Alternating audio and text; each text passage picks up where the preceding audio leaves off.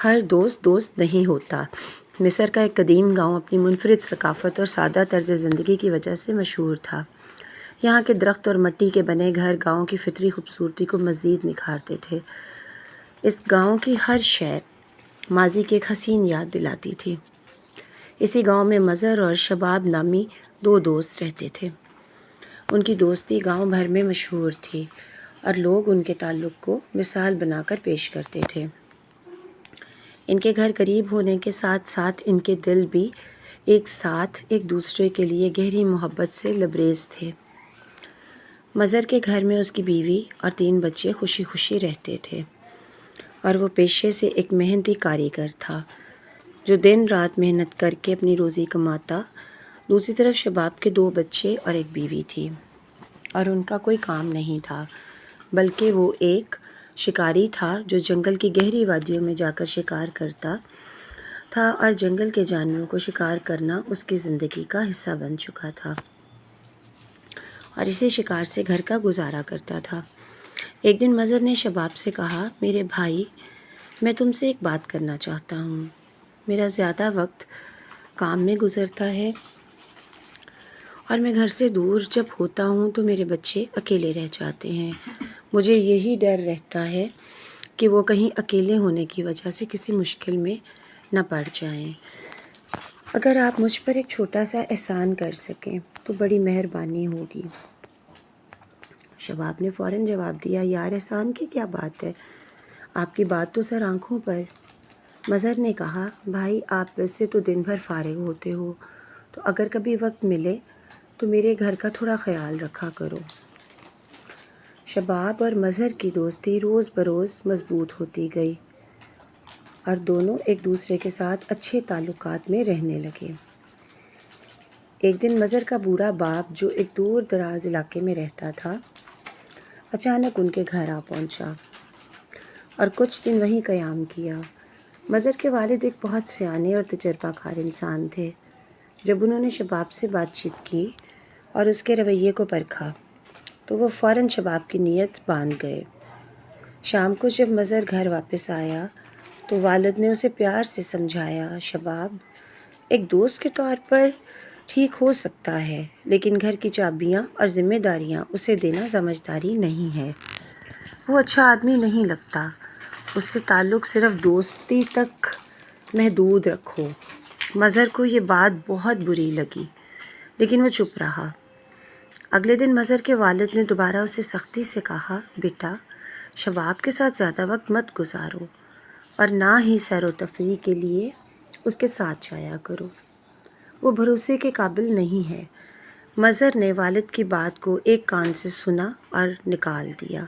اس نے سوچا کہ شاید اس کا باپ شباب سے حسد کرنے لگا ہے اور اسی گمان میں آ کر اس نے والد کی بات کو نظر انداز کر دیا۔ اپنی دوستی کو زیادہ اہمیت دیتے ہوئے کچھ دن بعد مظہر کا والد اپنے گاؤں واپس چلا گیا اور زندگی ایک بار پھر معمول کے مطابق چلنے لگی۔ ایک دن مظہر اپنے کام پر گیا ہوا تھا اور شباب موقع پاتے ہی اس کے گھر آیا۔ اس نے مظہر کی بیوی سے غیر اخلاقی بات چھیڑی اور اپنے ناپاک ارادے کے لیے پیسوں کی پیشکش کی۔ مظہر کی بیوی جو ایک سمجھدار اور باحیا عورت تھی اس نے اسے سختی سے منع کیا لیکن شباب جو اپنے گندے ارادوں پر ڈٹ چکا تھا مزید زور دینے لگا۔ وہ دھمکی دینے پر اتر آیا اور کہا، اگر تم میری بات نہیں مانو گی تو میں مظہر سے جھوٹ بول دوں گا کہ تم نے مجھ سے تعلقات بنانے کی کوشش کی۔ عربوں کا معاشرہ پردے اور عزت کا محافظ تھا اور مظہر کی بیوی اپنی عزت اور خاندان کی بدنامی کے ڈر سے خوفزدہ ہو گئی۔ کسی خوف اور کم عقلی کے باعث وہ شباب کے دباؤ میں آ گئی اور ناپاک تعلقات کا سلسلہ شروع ہو گیا۔ یہ تعلق اب ایک دن کی بات نہیں رہی بلکہ روز کا معمول بن گئی۔ وقت گزرتا گیا اور مظہر بے خبر اپنی روزمرہ کی زندگی میں مصروف رہا۔ مظہر کی بیوی دل سے نادم تھی لیکن حالات کے پیچھے جیت گئی۔ وہ اپنے گناہوں کی وجہ سے اس میں ہمت نہ ہوئی کہ وہ اپنے خاوند کو حقیقت بتا سکے۔ ایک دن مظہر کے والد اور والدہ اچانک ان کے گھر آ پہنچے انہوں نے گھر میں ایک ایسا منظر دیکھا جو ان کے دل پر بجلی گرا گیا۔ شباب اور مظہر کی بیوی کو ایک ساتھ دیکھ کر وہ ہکا بکا رہ گئے۔ مظہر کے والد کا غصہ آسمان کو چھونے لگا۔ انہوں نے شباب کو پکڑ کر بے تحاشا مارا اور مظہر کی بیوی کو بھی سخت ڈانٹ پلائی۔ یہ لمحہ مظہر کے والدین کے لیے ناقابل برداشت تھا۔ ان کی نظروں میں سب کچھ دھندلا ہو گیا۔ جب مظہر شام کو گھر واپس آیا تو اس کے والد نے اسے زوردار تھپڑ رسید کیا اور غصے سے کہا، یہ سب تمہاری غفلت کا نتیجہ ہے۔ میں نے تمہیں پہلے ہی خبردار کیا تھا کہ شباب قابل بھروسہ نہیں، لیکن تم نے میری بات کو نظر انداز کیا، جو اس کا نتیجہ یہ نکلا ہے۔ مظہر پر یہ سن کر قیامت گزر گئی۔ وہ شرمندہ اور حیران کھڑا تھا۔ اس کا غصہ شباب اور بیوی پر تھا۔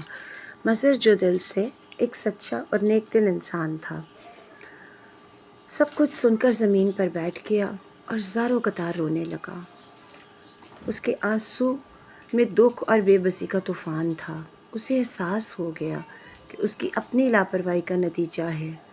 دل پر بھاری بوجھ لیے مظہر نے فیصلہ کیا کہ وہ اپنی بیوی کو طلاق دے دے گا، لیکن اس کے والد نے سختی سے کہا، یہ غلطی صرف تمہاری ہے۔ تم نے شباب جیسے آدمی کو گھر کی اجازت دی، لیکن مظہر اپنی بیوی پر بھروسہ ختم کر چکا تھا۔ آخر کار طلاق دے دی۔ بیوی پر قیامت ٹوٹ پڑی، لیکن یہ اس کے اپنے عمل کی سزا تھی۔ اگر اس نے پہلی ہی بار سب کو سچ بتا دیا ہوتا تو شاید یہ سب نہ ہوتا۔ شباب کے پیچھے پڑ گیا، لیکن وہ کسی طرح اس کے ہاتھوں بچ نکلا۔ وقت گزرتا گیا۔ ایک دن محلے میں خبر آئی، ایک جھونپڑی میں آگ لگ گئی ہے، جس میں عورت اور بچے جل کر مر گئے ہیں۔ مظہر بھی آگ بجھانے والوں میں شامل تھا۔ جب آگ پر قابو پایا گیا تو اندر کی لاشیں نکالی گئیں تو یہ منظر دیکھ کر سب دنگ رہ گئے۔